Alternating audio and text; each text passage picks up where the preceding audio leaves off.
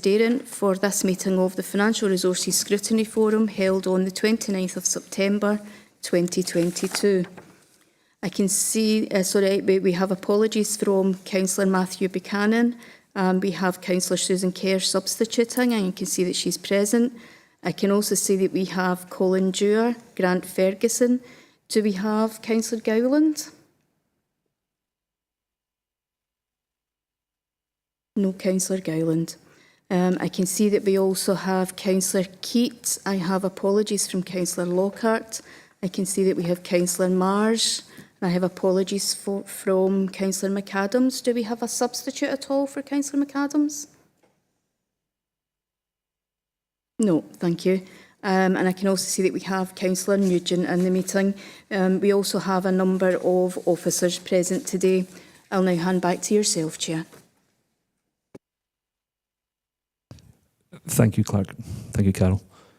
Okay, so if we go to item number 1, which is there any declarations of interest?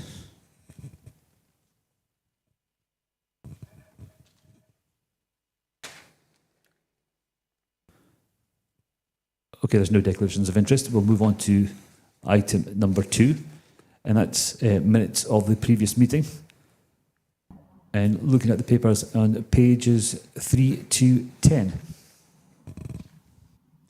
And is there any questions from there?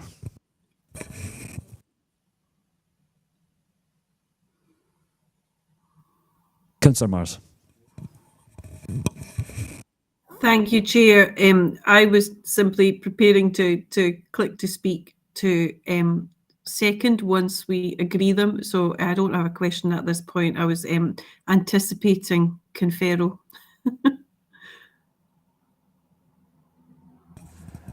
Thank you, Councillor Mars. Do we agree the minutes? I agree them, Chair. Thank you. So we go on to the next item. And that's item 3A, which is Capital Budget Monitoring 2022 to 2023, the General Fund Capital Programme, pages 11 to 28. And if I can ask Jackie Taylor, and I think Derek as well, Derek Craig, if I can hand over to take us through the papers. Thanks, Chair.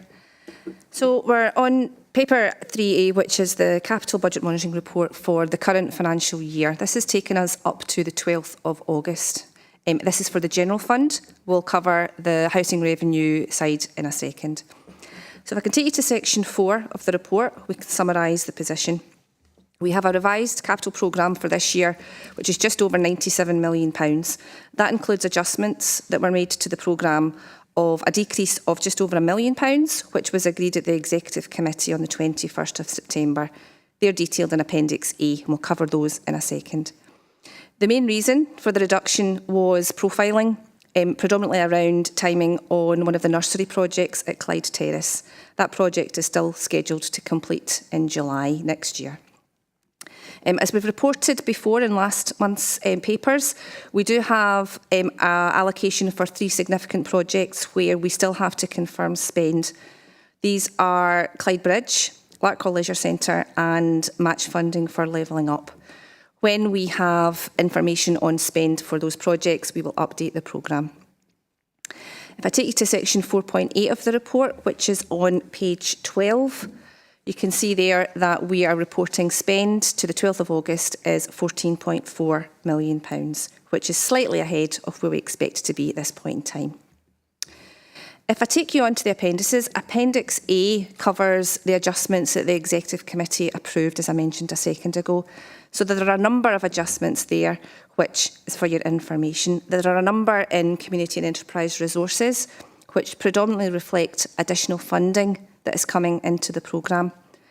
Education is at the bottom of the page, and that's the movement in profile of spend for the project at Clyde Terrace for the early years facility. And over the page, we have an adjustment in relation to our Central Energy Efficiency Fund, or CEF as we refer to it. appreciate that there's some members on the forum now that perhaps haven't heard that term before. So just to give a little bit more information on that, it's a revolving fund. We use the funds to pay for energy efficiency projects each financial year, and then we replenish that fund with savings that have been achieved from those projects across an agreed period of time. There's a new wave of projects that we're including this year, and they're detailed there for you. And it's predominantly LED lighting in a number of places. Appendix B gives a summary of the resources and their capital budgets for the year, and then Appendix C breaks that down a little bit more around the resources and the individual departments and their budgets. The right-hand column of that table on Appendix C gives you the actual spend for the year. And the bottom right-hand side of that table shows that we've spent that £14.4 million that I mentioned before. Moving on to Appendix D, this gives us the funding for the capital programme this year. This very much reflects information that I reported last period to the forum, and you can see the sources of funding for capital at the bottom part of that table. The majority of our funding comes from borrowing and from Scottish Government grant. You can see that on the table. Appendix E is where we get into the physical progress on projects, and Derek can take us through that. Thank you. Thanks, Jackie. Chair, the page 19 we're moving on to now, it's the build executive summary, where we generally look at the projects, or any projects that are behind programme, and I'm pleased to say for this period, there are no projects behind. Moving on to the non-build executive summary on page 20. I'm also pleased to note that there are no projects being reported as behind in this period of reporting either. We then move on to page 22, which is the Rhodes executive summary. And again, for this period, there are no projects to note that are behind the anticipated programme at this point in time. That's all, Chair. Thanks.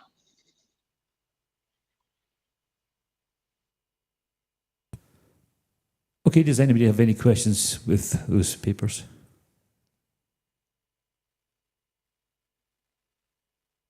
Okay, no questions. And can we agree those papers?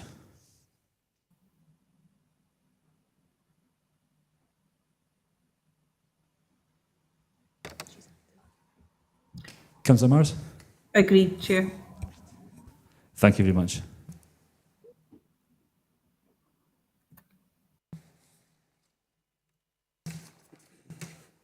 Okay, if we can now move on to item, and it's the Capital Budget Monitoring 2022-23, the Housing Capital Programme, and that's pages 29 to 34, apologies. And I'd like to hand over to Jackie Taylor and Derek Craig again, please. Thank you, Chair. So this report is now picking up on the Housing Capital Programme, same period as the last report, so that's taken us to the 12th of August this year. Section 4 of the report covers the summary. We have a capital programme for housing of £66.4 million, and spend to the 12th of August was £16.150 million. Again, very slightly ahead of where we expected to be at that point in time. If I take you on to Appendix A, which is on page 31, this shows, in a similar vein to the last report, it shows how the Housing Capital Programme is funded. And you can see there at the bottom part of the table, again, the list of sources of funding. Again, predominantly funded from borrowing and from the revenue account. So that's the money that's taken in from council houses. There's a significant contribution towards capital investment there. Appendix B takes us on to the physical progress, and Derek can update us there. Thanks. Thanks, Jackie. Moving on to page 32 is the executive summary for housing. For period 5, the reporting period we're talking about here today, the projects behind programme are currently reporting as number 6. And over the page, on page 33, There's an explanation for each one of them, and I'll just run down those explanations. The first is Almada Tower in Hamilton. There's an emergency lighting project, and the reason for it being behind programme on site is that we're having some supply chain issues causing the delay on the site. That's had a knock-on effect to the next project, which is also an emergency lighting project in Weiler Tower in Hamilton, and that's delayed because we're still on site at Almada Tower. Moving down the page, the next one is Spring Hall phases 3 and 4, which is an external fabric project on site currently, and we're finding some material shortages that are happening, as well as obtaining labour for some waterproofing work, so that's caused delay to the project on site. The next project is various lockups. This project has had delay issues because of tenants and being able to gain access to these lockups. They might still have property in those lockups, so we've not been able to do the works because of that.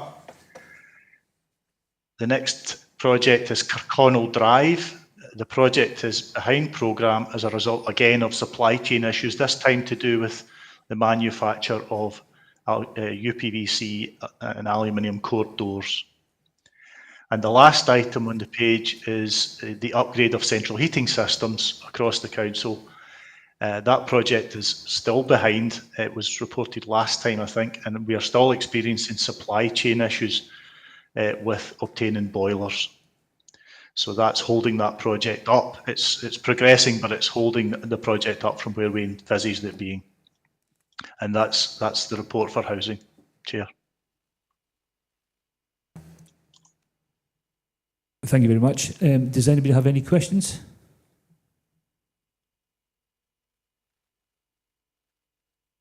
No questions? Okay.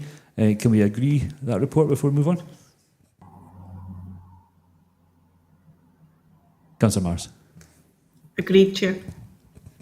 Thank you very much.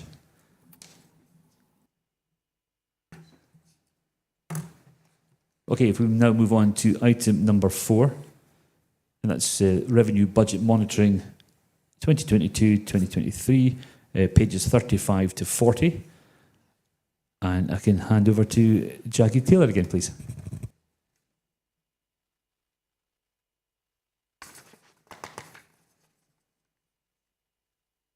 Thank you, Chair.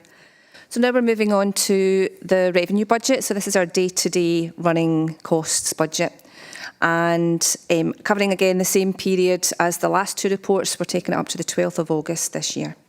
Section 4 again provides a summary position on our revenue budget. We're reporting here that we have a net underspend of £259,000, and that's made up of a number of variances across resources. But the majority of that underspend lies within social work resources, our adults and older people service, as a result of vacancies across social workers, daycare and residential homes. Now that's part of our budget that is delegated to the Integrated Joint Board, which is the Health and Social Care Partnership. If we removed that element of our financial position, we would have a small overspend across the rest of our departments of £50,000. If I take you over the page to 4.3, again, in line with what I reported last time, just a reference there to our underspend in employee costs, which at this point in time is £1.9 million, and the reasons for that. Significant efforts are being made to recruit across council services, but that level of underspend, that £1.9 million, is unlikely to be reversed. There are other offsetting costs that we do have to consider as part of our overall budget, but we do anticipate that by the end of the financial year, the net available underspend is expected to be between about £500,000 and £600,000, and we will keep monitoring that position. At section 4.3.5, again, just a point to note, as I reported last time, around our adults and older people services. There is likely to be further underspends in relation to specific funding streams in that service where we haven't yet fully committed or commenced spend, and that is linked to the recruitment challenges that we're facing across the board. I'm meeting with the Chief Financial Officer from the IGB, and we'll confirm the anticipated position for the year at a future Executive Committee. Section 5 of the report covers our housing revenue account, and we're reporting a break-even position at the 12th of August. The appendices are attached for your information. Appendix 1A gives a fair bit of detail around each resource and service spend against budget. And then Appendix 1B gives similar information but across what we call subjective headings, so headings such as employee costs, property costs and supplies and services. And Appendix 2 gives a monitoring report for our housing revenue account, and you can see from that table that we're showing a break-even position. That report is for noting, but I'm happy to take any questions. Thanks, Chair.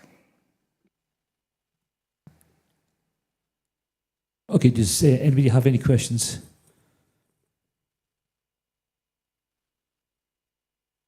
Okay, no questions. So can we agree those papers? Agreed, Chair. Thank you. Thank you, Councillor Mars.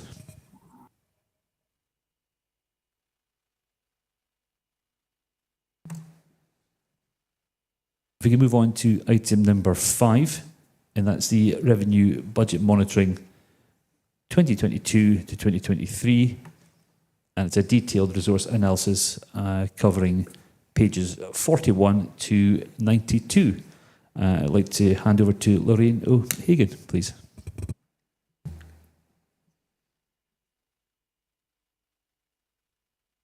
Thank you, Chair. So on page 41, we have the introduction to the paperwork that we normally talk through, and that's just giving you the detail of what we'll discuss. So we'll discuss a top-level executive summary for each resource, and then the detailed variances within each resource themselves. So if I can take you to page 43, the first resource we always pick on is Community and Enterprise Resources. They have an overspend of £50,000 as at the 12th of August, and you can see that at the bottom right-hand corner of that page. And looking behind that then, we have the detailed variance explanations for the resource. And Chair, if it's acceptable to yourself, I'll simply pick up on any new variances that we have this period. And there is really only one for Community and Enterprise Resources, and that's on page 46. And that's within the income side of the budget, and it's recharges for other departments of the authority. It's within Facilities, Waste and Grounds Service, and we have an under-recovery there, and that's mainly due to a reduction in service provision within Facilities Management Cleaning Services, and that's offset by an underspend in their employee costs, which has just been lost within the employee cost underspend for the resource. So that's all to highlight that's new for Community and Enterprise Resources, unless there's any particular questions on variances there. Do we have any questions? Nope, no questions. Okay. Thank you. If I can take you on to Education Resources then, if I can find the page. That is on page 53. There is no variance to note as at the end of accounting period 5, and you can see that again, the bottom right-hand corner of the table. The variance explanations for education start on page 54, and there are no new variances to note within the resource into period 5. It's just a continuation of variances that we had in the previous period. So we have an underspend in employee costs there, reflecting turnover of staff and the timing of recruitment, and we have an overspend in transport and plant. Again, the explanations are there in terms of the demand-led services within the transport side. We've got payments to other bodies at the bottom of page 54 in relation to independent school places, and that's due to an increase in the number of placements and also the cost of placements. And then at the bottom for education, again, an income over recovery there within education, within the early years fees, and that's reflecting the level of uptake for additional places. And that's all I would highlight for education. Okay, do we have any questions on education? No, no questions. Thank you. Finance and Corporate Resources then starts on page 61. Again, no variance for the resource as a whole as at period 5. A couple of variances across some of the service areas, but they negate each other off. The variance explanations themselves start on page 62.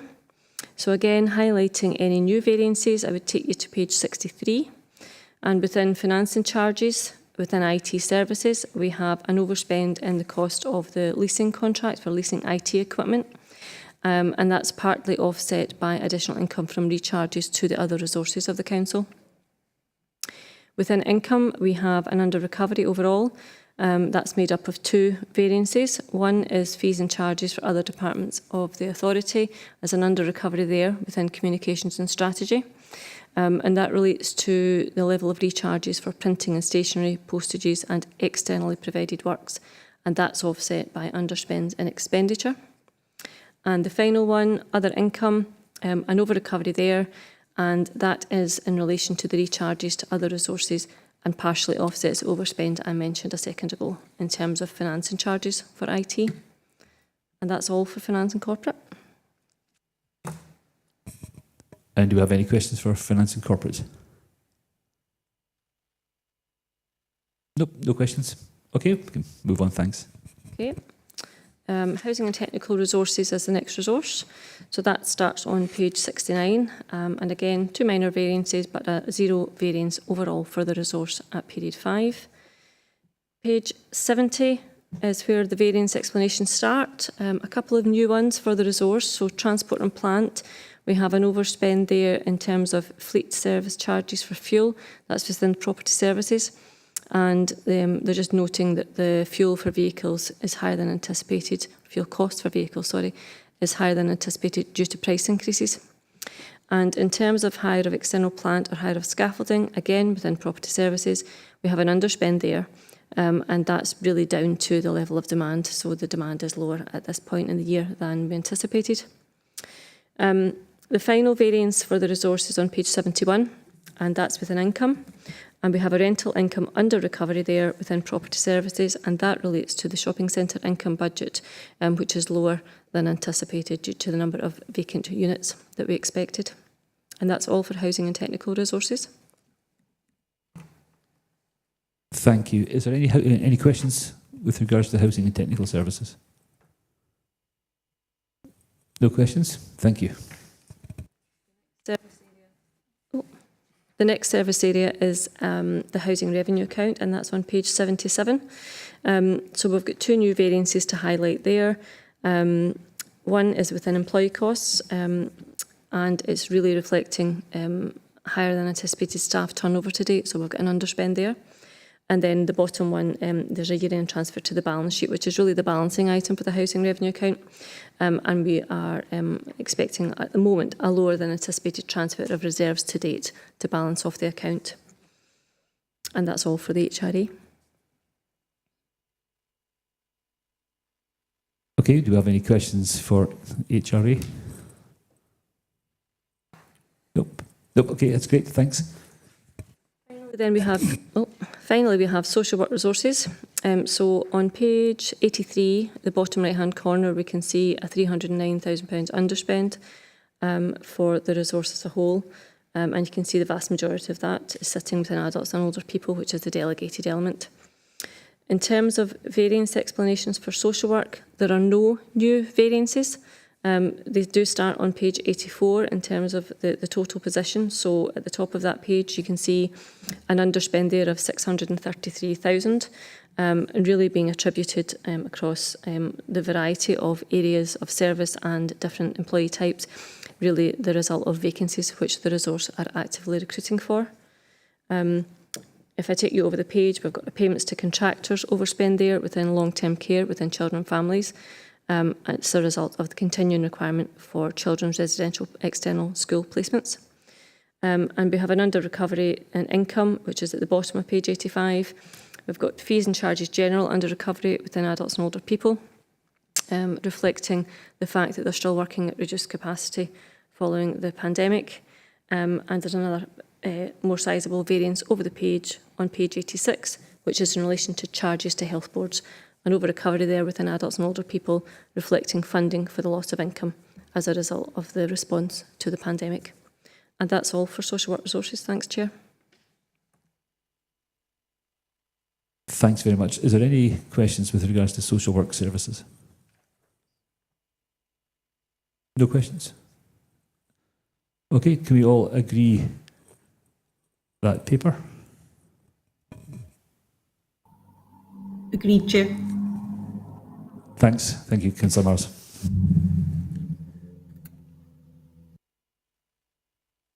I think item number 6, if there's any other items of urgent business. Okay, I would like to, if there's no other items of urgent business, I'd like to thank all the members for attending today, and I'd like to declare the meeting closed. Thank you.